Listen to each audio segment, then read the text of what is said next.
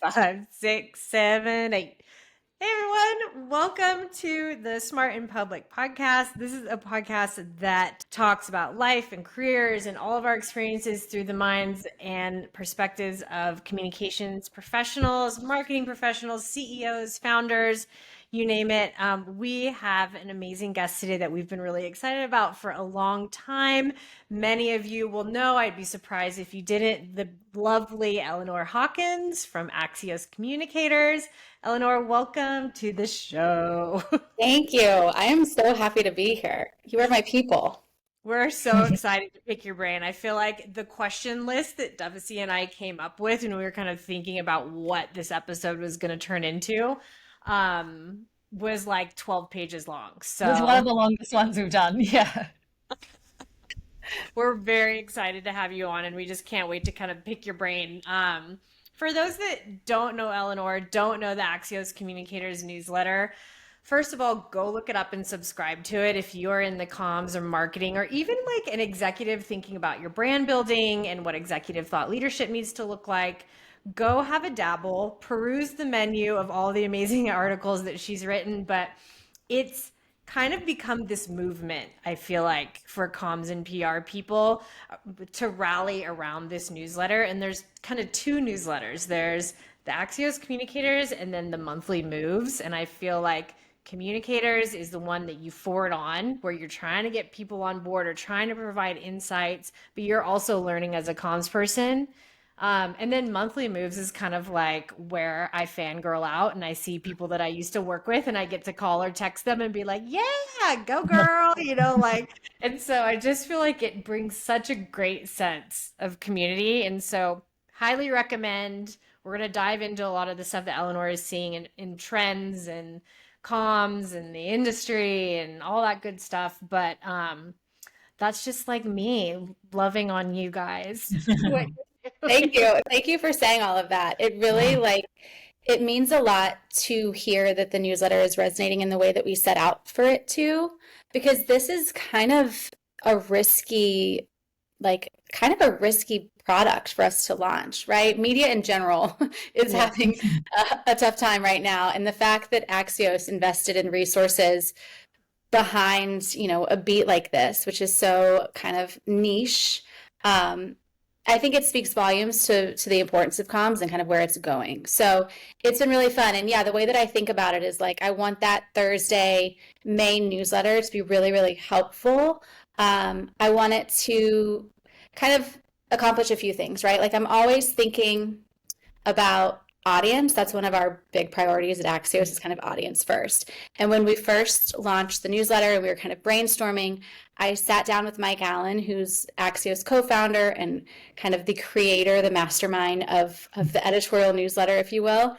And the advice he gave to me was think of your newsletter as a person. Like think of an actual person out there that is a CCO that you admire and that you look up to, and write for that person. Don't write down, write for that person. Write something that that person would want to read and find engaging. Write something that that person would want to forward to their boss, their CEO, and also forward to their team. So that's kind of how I think about it, is like the one big thing is always going to be something that's like more high level, maybe a little evergreen, but definitely more strategic in nature, maybe more trends based. And that's really trying to appeal to the top communicator or corporate affairs person at a company. And then the lower down items are either spotlights on the people behind the work or trends within the industry, maybe a few data reports. Like it's much more news you can use. And so my whole goal was to appeal to obviously the top communicator, but also somebody who maybe just jumped into the profession. And it's been fun because the biggest compliment I can get is that, right? Like I forwarded this on to my team, but I also sent it to my boss. And that's always what we're going for in our reporting. And then the monthly moves piece is really, really an audience first endeavor because it is a behemoth to put together. And eventually I figured out how to have like a form for people to submit their own moves. But for a long time, it was just stuff that I was sourcing or noticing on LinkedIn or Twitter or what have you. I'm sorry. That sounds exhausting. Yeah, I could just never really turn off, right? And so, Yeah. and then heaven forbid I miss somebody. So Mhm. I did come up with a formal process where people can submit their moves. And then, of course, if I know folks and I see them moving on LinkedIn or whatever, I'll include it. But I wanted it to be useful. I didn't want it to be just a moment for people to brag about their promotions or their new jobs. That's important, of course, but I needed it to be more than that. And so one of the things that I've done is I also track media moves because, again, that helps you be better at your job. And then I've also recently introduced job openings. So interesting jobs cool. in comms or marketing. I usually include like 40 or so because A, that helps me get a pulse for the market, but B, it's a good resource for people because so many Yeah. people are on the hunt. So again, it's a very much an audience first endeavor, but I think that we've still found a way to make it useful. And if anything, it's cultivated community, which is so key to communication. I think that's such a big part of it as well, is that comms people are people for the most part, and especially in the kind of dispersed ways that we're all working and what that looks like now.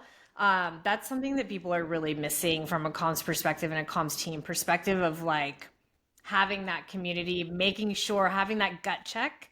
Like one of the things that I miss the most about working in the office is turning around to Duffy and being like, can I pick your brain on something? And I'm pretty sure I'm not the only person that does that. So it's just such an important part of the way that we operate. And I think that the newsletter does such a good job of bringing us together. Thank you. And Eleanor, can you tell us, just for those that don't know, like, how did you end up there? Like, what was your journey to kind of moving into the news space and the writing space? Because I believe you have a comms background, not necessarily a journalism background, right? Right. Yeah, no, I always say that I did it backwards. Like at most journalists transition into comms. I was in comms first and then came into this newsroom. And honestly, I feel like this is the only newsroom and the only beat that makes sense for me.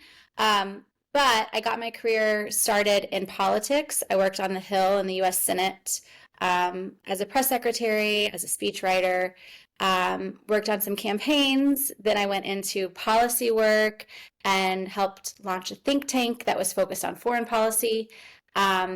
And then went over to a media company and helped with their corporate comms and their external comms. And really, that's when I got to know the folks at Axios. I mean, of course, like given my political background, I was very familiar with Mike Allen and Jim Vandehei from the Politico days. But I really got to know Sarah Fisher, who's the Axios media reporter, when I was working with the media company, because she was covering us, of course. And it's important to have those relationships with your journalists. So I got to know her really well. And over time, like she got a better sense of my work ethic and what I do as a communications professional. And so when Axios was thinking of launching this, they reached out and they said, you've been recommended for this role. We'd love to tell you more. And this was in 2022, I believe. So like comms really was having a moment, if you will. It was finally seen at large as like this strategic function within a business. And I think every CEO it took, a racial reckoning and a pandemic and all of the polarization that we're still grappling with for CEOs to realize, hey, I need to be able to communicate with my employees. I need to be able to reach my audiences. I need to keep tabs on these very, very key stakeholders. And comms is that kind of glue, is that nerve center for a company. And so it was something that our Axios founders saw firsthand. And so they said, you know what, we should cover communication the same way that the Wall Street Journal covers business. Like this is a key business function. It is not covered in this way, and we should do it. But we should find a communicator to write this because I think journalists, for better or worse, have like a jaded view of PR folks. And I have to tell you, when I first joined Axios, there were some folks in the newsroom who were like, what is this Flack doing here? Like, we don't really understand what she's covering. She's covering press releases, like what? And so there was some education that happened even with some of my own colleagues. But now I think everybody gets it and they understand it and they value it. And I think a lot of it has to do with the fact that it's hard to break through. The media landscape is changing so much. Reputation is so important and can be lost in an instant. And we've also seen Mm. just so many like case studies of crises and PR issues gone awry that have really hurt the business. And so, Yeah. anyways, they wanted also to bring in practitioners across the board. So um, that's something that Axios is really invested in is subject matter expertise. They want people, no matter what your role is at Axios, whether you're a journalist or whether you work on the product side of things, like you're expected to be an expert in what it is that you do. And from the editorial lens, we think that's incredibly important because media is like trust is just declining at a rapid pace. Yeah. AI is going to disrupt that even more. And Mm. people trust people. And so we want our reporters to be those trusted subject matter experts that audiences know A, are real humans, and B, know what they're talking about. And can report from a place of authority, which I think, again, Mm. having worked in comms, I understand the nuances of the role, and I've been in those rooms. I've been part of those discussions that I know are happening in a moment of crisis, or I know how these statements come together. Like I've been there, and I think again that gives me the ability to report in a strong way, but it also gives me a level of like empathy and understanding Yeah.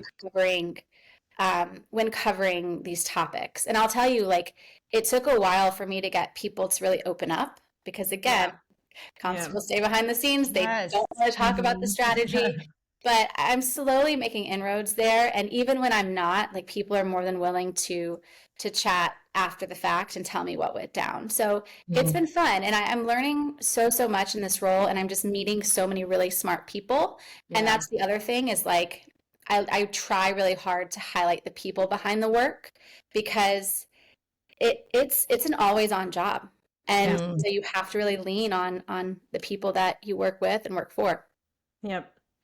It's interesting you're talking about, having to go in and pitch into the newsroom and like getting people on board from the Axios perspective.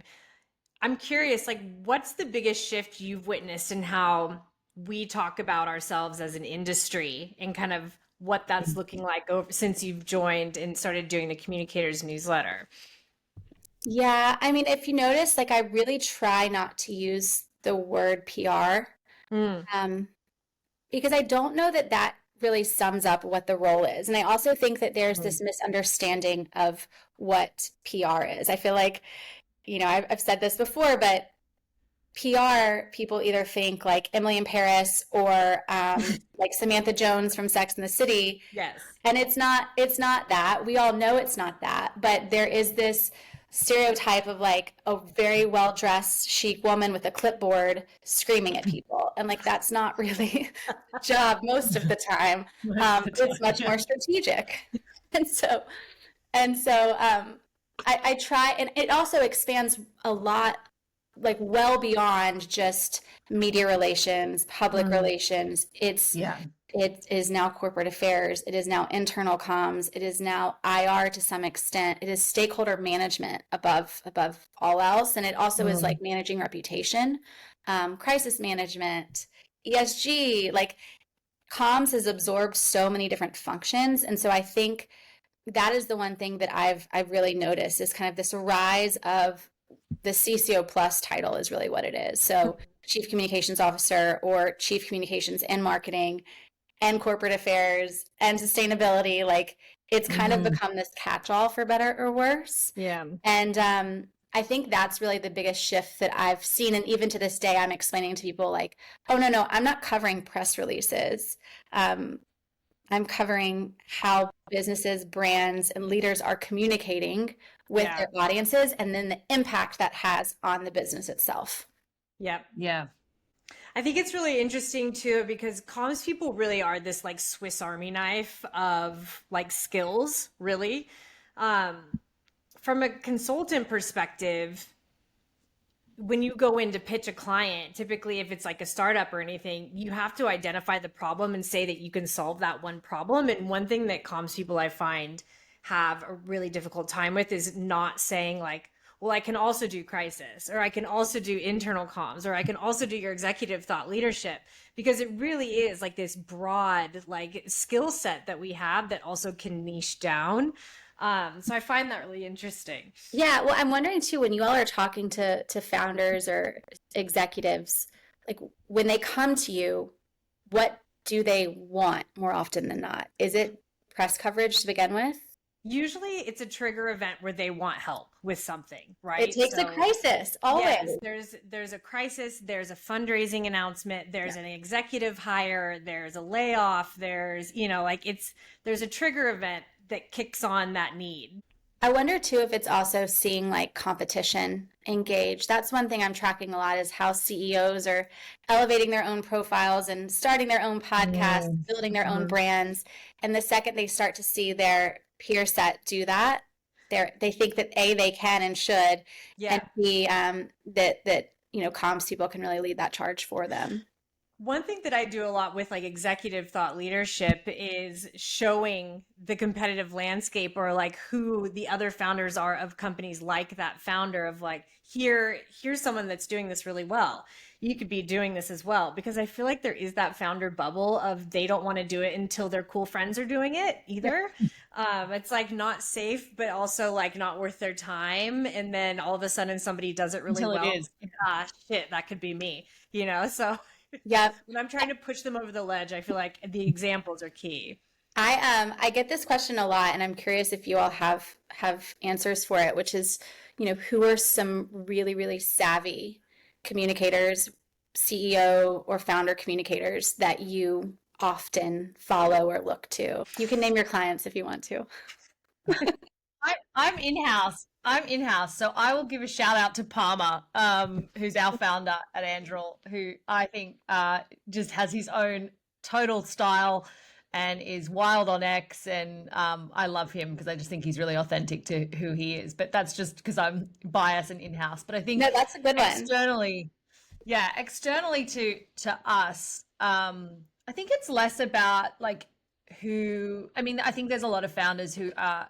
I like when they're authentically them, and it feels like, yes, that there's a comms person sort of in the background and helping and sort of around, but they're not necessarily, controlling everything. I think that's always good. And then I also, we talked about this on the pod a little while ago, but I actually think the CrowdStrike CEO has been doing a good job post their issues, and the blog post they did the other week, or the LinkedIn post where they kind of talked about 1 year on, and we did a whole sort of deep dive into that piece of like the crisis has happened, but they're still communicating about it and they're still circling back. So I thought that was quite a good comms strategy. But yeah, I don't know, Boyson, who you work with a lot more sort of founders and CEOs. So who do you What I think? will say is like the skills are the things that I gravitate towards. So I love a contrarian opinion. I also love anyone, like founder or not, who is going to say what everyone else is thinking. Like I am obsessed with you if you do Mm, that. And so those are kind of the guidelines that I'm always looking at, and also just assume, and Eleanor, correct me if I'm wrong, like that's probably what journalists are looking for as well. Yeah, I mean, I find that I'm both when I worked in communications, but also now, even more so as a journalist, I want somebody with a point of view. That's all I Mhm. want. I just want yeah. somebody to have a point of view. Yeah.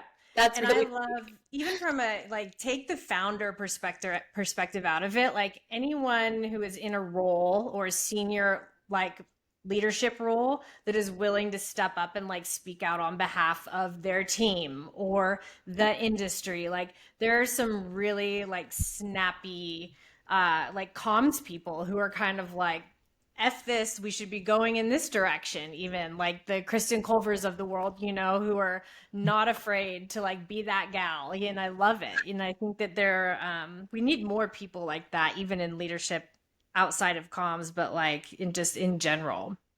no, I agree. It's being able to A, like you want your talking points to get through, but B, it's having a point of view on either the industry that you work in or trends that you're seeing. You can Yeah. talk about more than just the talking points. That's Yeah. key. Yeah.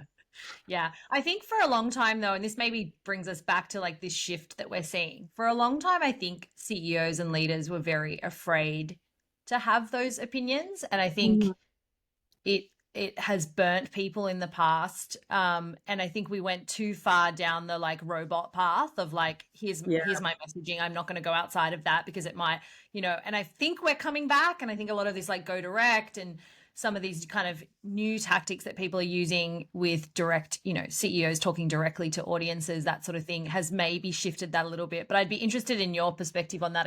Do you think we're getting back to a little bit more realness or a little bit more authenticity from leaders and CEOs? I think we are, mainly because there's this push to go direct and connect directly. Audiences increasingly want to know the people behind the product, if you will.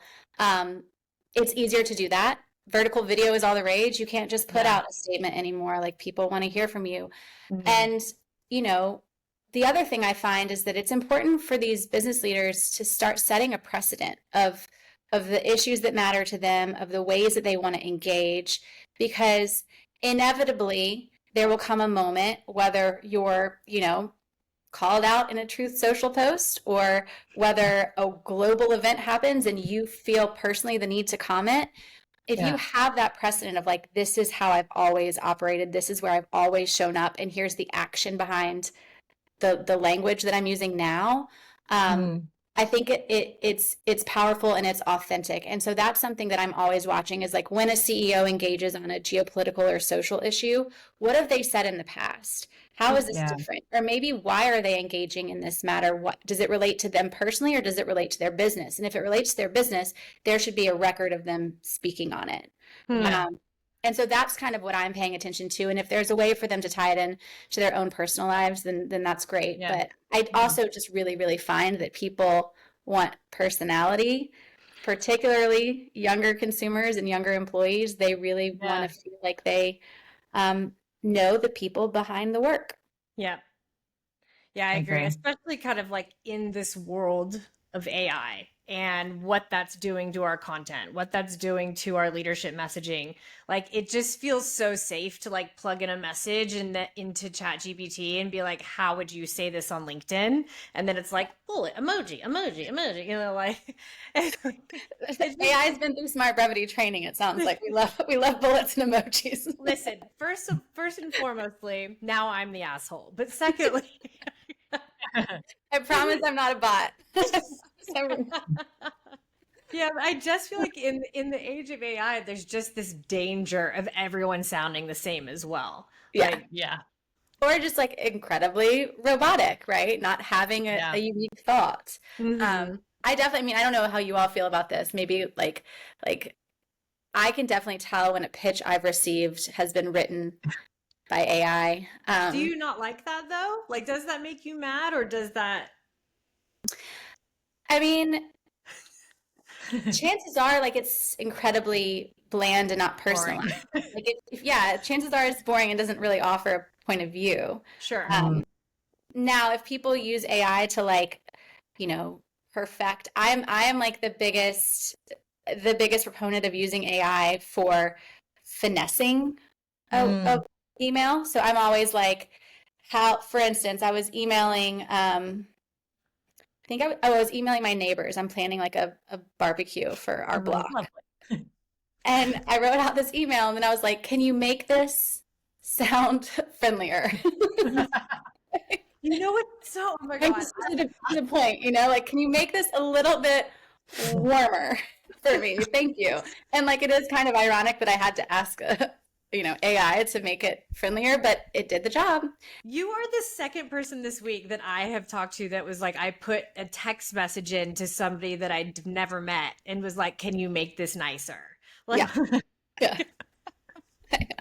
I don't know what that says about me, but it's true. And so I use it all the time for that sort of thing. And that I'm okay with, like, of course, but you can certainly tell when something has been like mass produced or just, and I don't love that. What do you think, is actually happening with AI and comms then versus kind of what's just the hype? Yeah. Oh man.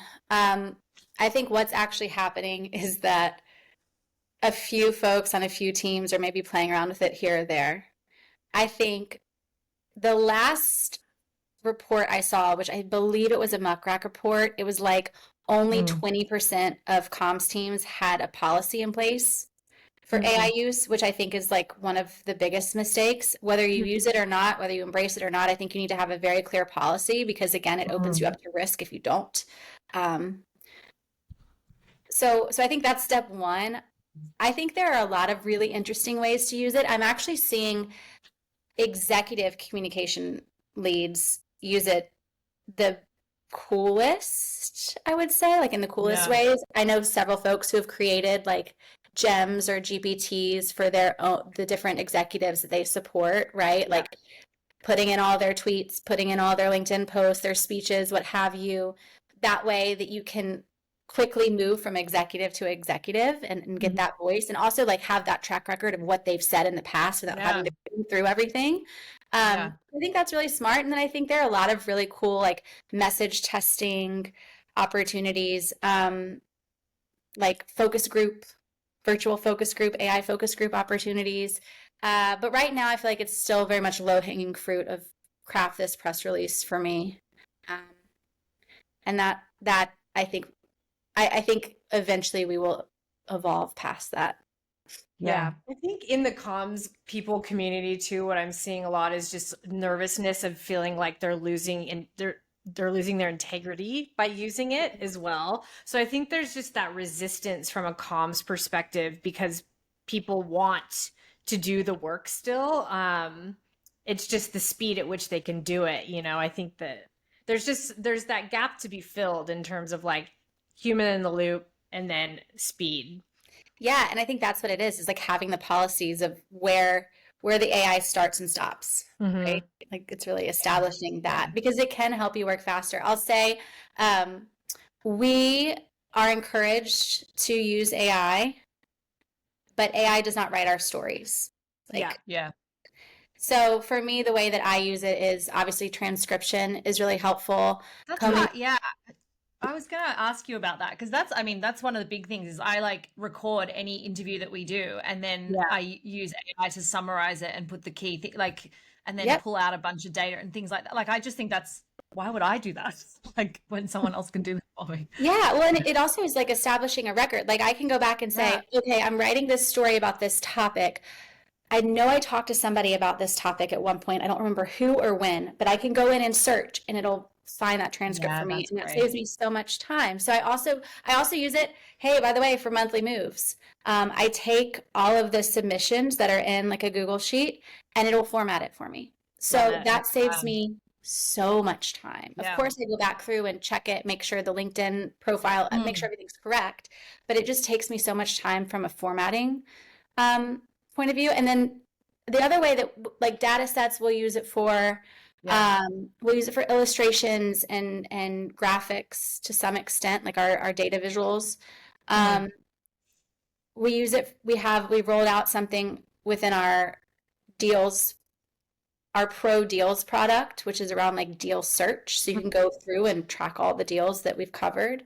But I'll tell you, I was in Axios, we hosted a bunch of interviews and panels alongside Cannes Lions. And I had, I don't know, maybe like some like 14 or something interviews across like 3 days. And then, oh, by the way, I'm trying to take meetings and network and enjoy the location. And so just as an experiment, in between a meeting and like a dinner, I went home to shower. I took a transcript, ran it through AI and was like, write a story based off of this transcript that would go in Axios Communicators. Like, got ready, came back. The story was like shit. It was awful.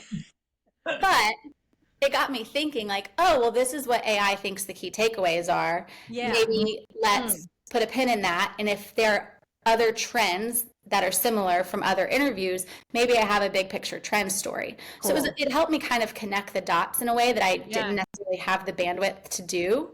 But the writing itself is not good. Up to par. And also like the AI tools can't conduct the interviews. They're not asking the questions. Like it's still a human who has to do that and has to know what to ask. So, but I will say though, on that note, I have heard of folks using AI for interview prep. I don't Oh. know. Yeah, like what questions do you think this journalist is going to ask my executive based on the last 6 months of coverage or Yeah, whatever? Yeah. Yeah. Mhm. yeah. It's not a bad idea. I guess like in light of that though, there's like AI skills and then there's traditional comms skills. Like what skills do you think comms people are going to need to focus on as we kind of head into the rest of the year? That's a really good question. I mean, I think they're going to need to focus on the key business objectives. Like, what are the goals of the business? And then how can the Mhm. comms function reach audiences that can get those objectives realized? Like, and that's not something AI can maybe help guide that strategy, but it can't execute on that.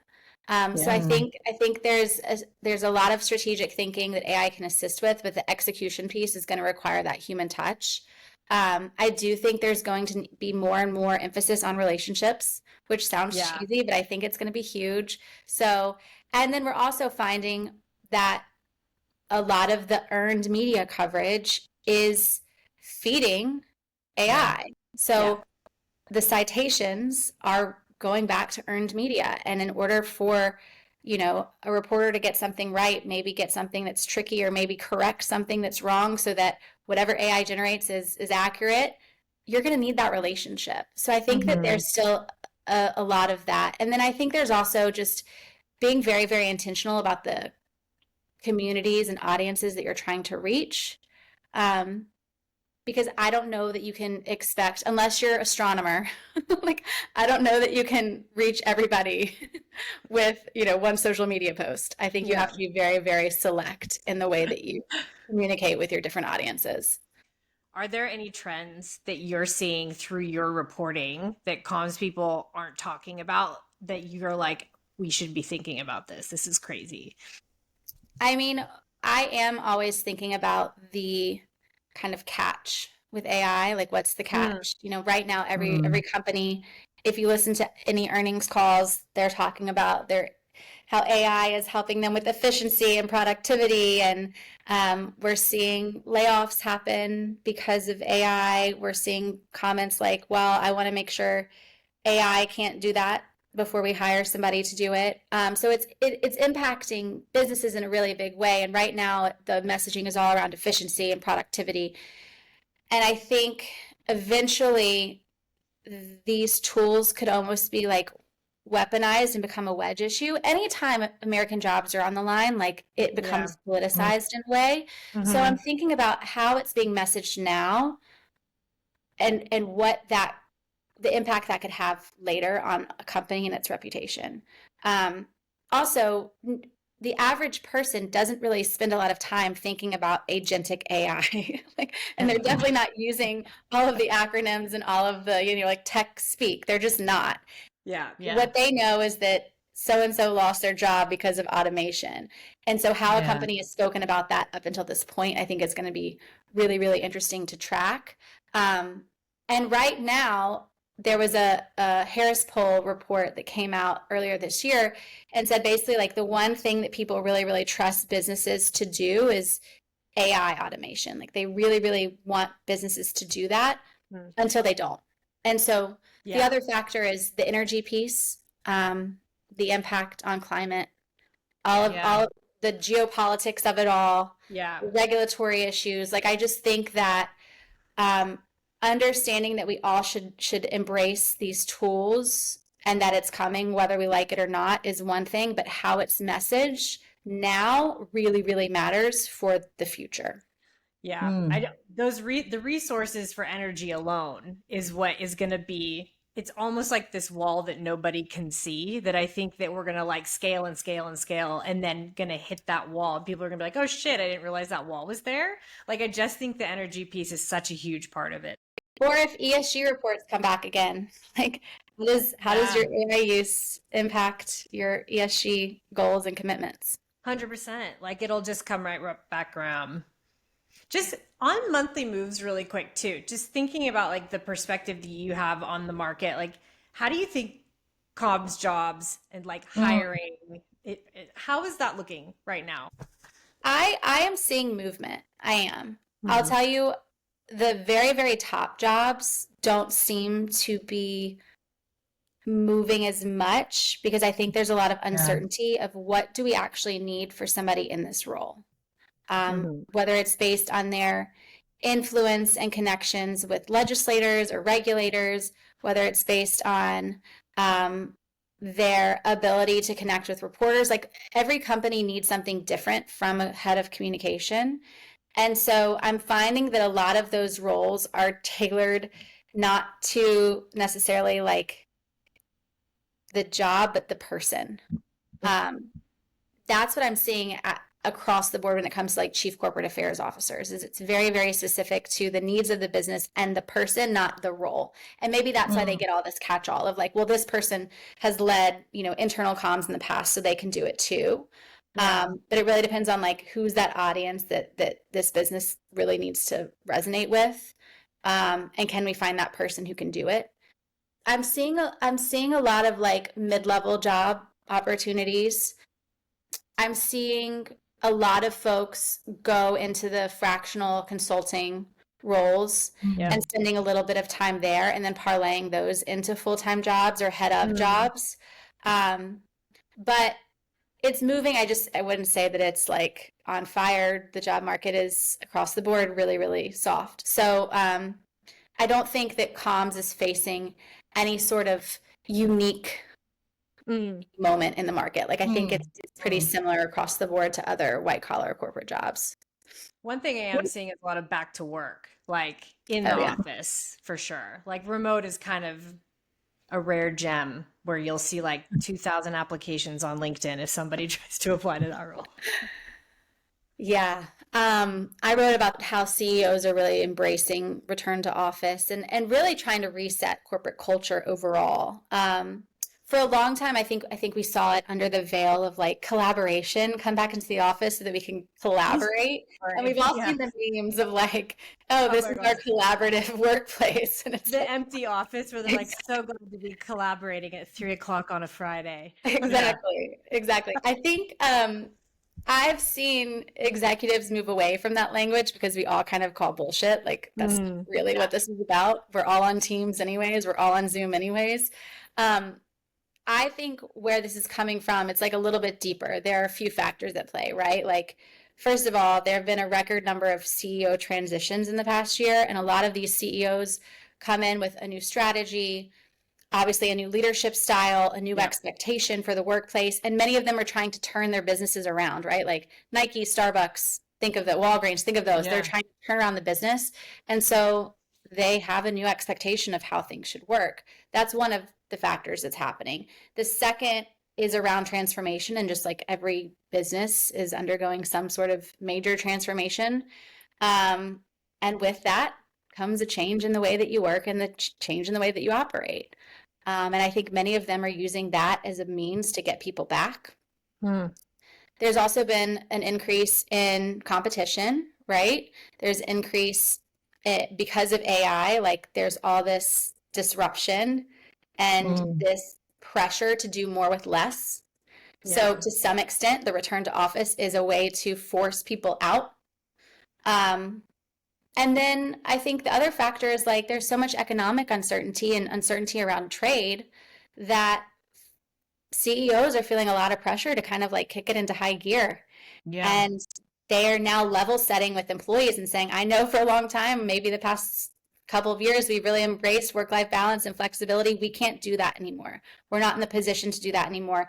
And if you don't want to, all good, but this is the new expectation. And that's a Mhm. really hard message to deliver, but I'm seeing more and more CEOs deliver it, and then more and more comms people leak it Yeah. because while employees might not love that message and people on the internet might not love that message, shareholders love it, regulators love it, board of directors love it. So Mhm. that is Yeah. really what I'm seeing. And you're right, like more and more companies at least want um, Yeah. a hybrid employee. So I don't know. I will say, based on the data that I've seen, remote has stayed consistent. Um, but I think hybrid is really the sweet spot. And there was a Pew Research study that came out recently that said that half of those surveyed would quit the job if they're required to go back in office 5 days a week. Mm. Um, but it's not a great job market. So like a lot Yeah, of what are you folks gonna aren't doing it. And then really the sweet spot is that hybrid. 73% said they would prefer a hybrid model. I think there's always going to be some hybrid aspect of whatever work that communicators do, but the shift towards in person is real. I was going to circle back on the jobs piece. I was just interested in what you're hearing from an agency perspective, because obviously I think it was sort of earlier in the year we saw a fair few layoffs on some of the big agencies. But are you seeing that stabilize a little bit, or do you think that's still are agencies still struggling a little bit? Agencies are struggling and will continue to struggle, and a lot of it has to do, from what I have heard and the CEOs of agencies I've spoken with, has a lot to do with AI. Yeah. They're expected to do more with less. Clients are coming to them and saying, I don't want 8 to 10 passes of this. Because again, these businesses are based on the hourly model. Billable And hours, so yeah.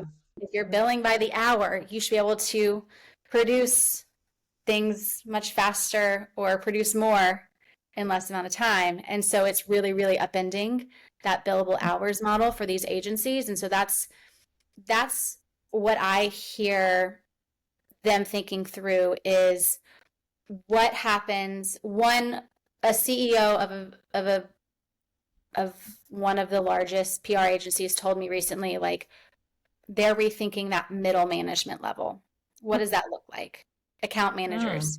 Do you need people to be Yeah. account managers? Can you use AI agents to do that? And my question to that person was, I hear that. However, a lot of those account managers, a lot of those middle managers are mentoring and training the more junior staff. And if you get rid of them, Yeah. those strategic top leaders in the company don't have time to train the more junior team. And so then what do you do? And he didn't have an answer for that. And so I think that's really what you're going to see. I think it'll probably all shrink to some extent, but because of that training need, I do think that there's not going to be like one level that's just totally wiped out. But I also think that it's going to require everybody to level up their work, right? Like junior people will not be spending hours upon hours Yeah. doing like press research, which is good. They One. shouldn't. Yeah. do. Well, So that's the thing is I was talking to somebody about that lower level, thinking about from an entry point for the comms profession, like what you were typically doing when you first started out in your internship. It was coverage reports, it was journalist research, it was, managing spreadsheets, shit like that, And so, what if that's all done by AI? Does that mean everyone starts at a senior manager role? And I think that with the skills that we're able to get from AI coming in and taking over some of those like lower level tasks, like what is the future of our role going to look like? Like what does the entry look like and how we train and manage when people are coming in? And what are the tools that we're giving to them as well? right, and what are they coming in? What sort of AI skills are they coming in with? That's something I Right. think about a lot because it's really not being embraced across the board at universities. I mean, I think a few things will happen. Like AI will obviously support and like remove the low-hanging fruit, but think about those starting jobs and what you did as an intern or maybe entry level. Like so much of your purpose there was just to be a sponge and like soak up Yeah. the knowledge of your managers and of your team. And so I feel like that should still be the priority, even if it's soaking up from them like how to use AI in a smart way. I Yeah. think that's really the best way to think about it. And the skills are still going to be the same entry level skills, but if you have some AI knowledge, great. You might be training some of the more senior folks in the Yeah, company. seriously. But being open to it and embracing it, I think is going to be important. But more than anything, I think those entry level folks are there just to absorb and learn as much as they can. I mean, that's always kind of been the case, right? Yeah. And I think it'll come back to relationships, right? So the human element, the community they can bring to that, client or their executive, like the senior people that are training and bringing in these like entry level, hires should be like, great, we can automate a lot of this stuff through AI. Let me focus on building up your skills around how to build relationships. Let me take you on my arm to a conference and show you how to walk the floor, like, and meet people that way. And I think there's some real skills to be learned there again. Yeah, if I was at university and I wanted to go into comms, or I would be thinking about keeping my writing skills going, because I know, like, I'm sort of I still don't think AI is there yet in terms of like creative writing and being able to really craft a story.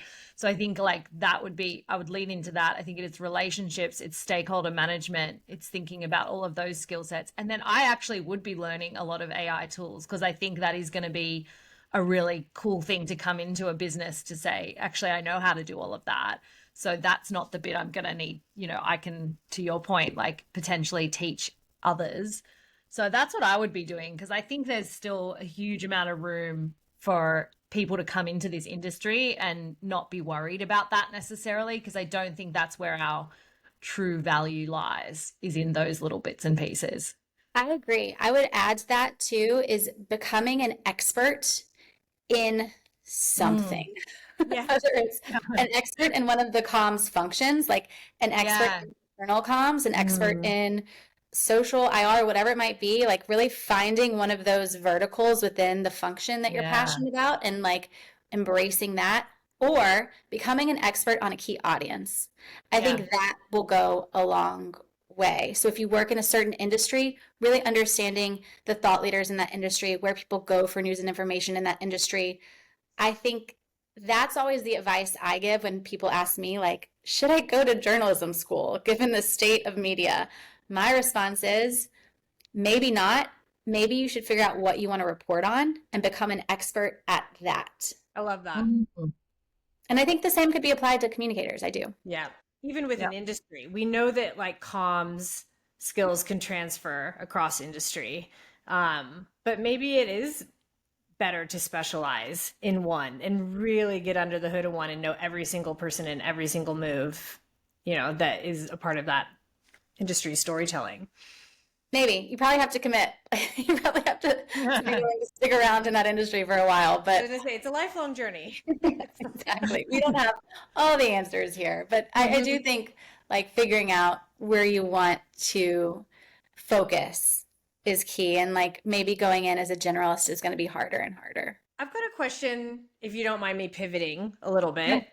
Just as someone who communicates about communicators, what have you learned about effective storytelling from covering this industry? With all the things we've discussed and all the context that we have now in this conversation, like, what do you think builds an effective story? I think it's understanding the audience. I think people who successfully pitch me understand what matters to my readers, because that really, really, really drives it. So I always turn down any sort of product announcement or like new agency offering announcement, because that is salesy, that's promotional, that doesn't really impact the day-to-day life of my reader. However, I got a pitch recently around a new like comms tech integration that was around measurement, which is a huge, huge issue for a lot of communicators. And they basically came to me and said, like, this is what this agency is doing. This is the investment that they're making. Here's the product that they're using. And here's actually how it shows measurement and how it's going to change the way that this agency operates, because everybody used to operate off of impressions and now they're operating off of readership. And that was something that was like an announcement, but it was able to tie back to a bigger trend. And so I think that's the key, is like understanding the audience and then tying back to something bigger than what it is that you're just trying to sell. But I think that can be said, that's like advice for pitches, but I think that can be said for any sort of communication, is understanding what matters the most to audiences, to the people you're trying to reach. A great example would be back when I worked in comms. Anytime our CEO was talking to employees or doing like a town hall, they would spend all this time talking about the strategy and like where the company is going, and they were so jazzed about that. But then a lot of the questions were about like, like very, very, very personal, like my fitness stipend, or, like Benefits. benefits, right? Things that like really matter to them deeply on a personal level. Yeah.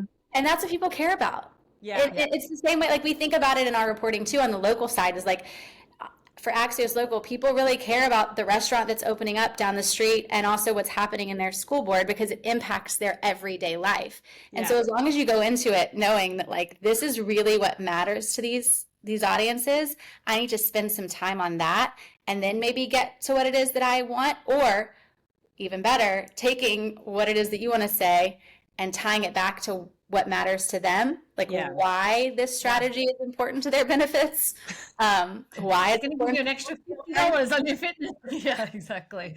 Yeah. It's such a good example though. Devasy and I don't know how many times we heard about like, when are we going to get access to the parking garage? Like in an all hands question. Yeah, that's what's top of mind. It's like it's a me mentality. Like every audience has that, and so you have to understand that from a communications vantage point of like, what do they actually care about right now? Because until I address that, they're not going to hear what I really want to say. Yeah. What type of company or industry? Sorry, I'm reading off the page with the questions that we have. I want to make sure that we get to some of the juicy ones. What type of company or industry is doing communications in a way that everyone else should be studying? That's a good question. I think it really, really depends. I'm telling you, one of the CEOs and companies that I'm always watching is Lyft, just because they have that underdog story.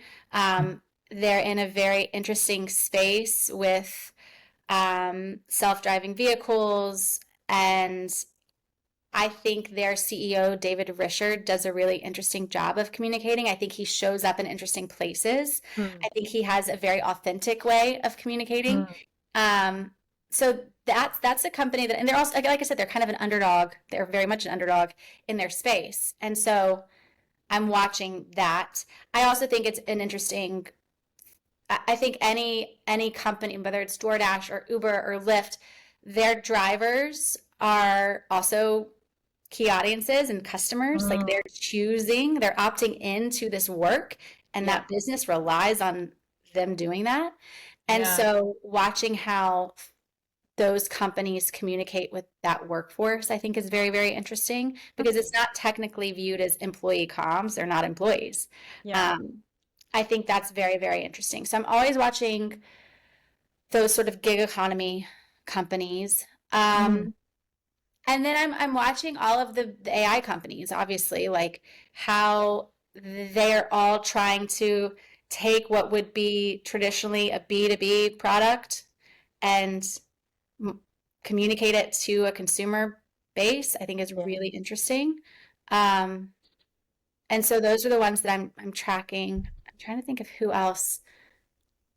And then again, all the transformation stories. So all these companies that are really trying to pivot. IBM has done a really interesting job. I think they got like the coolest headline of the year this year. Fortune, a Fortune headline that said, "Is IBM cool again?" Like that's all they want, is to be seen as like cool and in this AI conversation, and they are. Right? But when you think about IBM traditionally, maybe that's not the point of view you had. And I think they've done a really good job of maybe evolving the brand while also evolving the business.